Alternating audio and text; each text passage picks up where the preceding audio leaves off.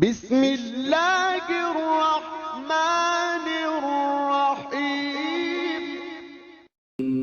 In the name of Allah, the Beneficent, the Merciful. ایک شخص حضرت امام علی علیہ السلام کے پاس آیا اور آ کر کہنے لگا، یا علی، میری نگاہ نامحرم کو دیکھنے سے باز نہیں آتی، میرے ساتھ ایسا کیوں ہوتا ہے اور کس وجہ سے میں اس کو روک نہیں پاتا؟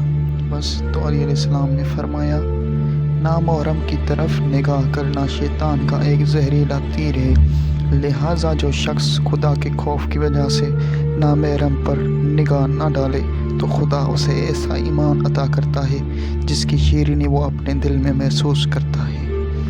جامع السعادات، جلد نمبر 2، صفحہ 12۔ اللہم صلی علی محمد وآلہ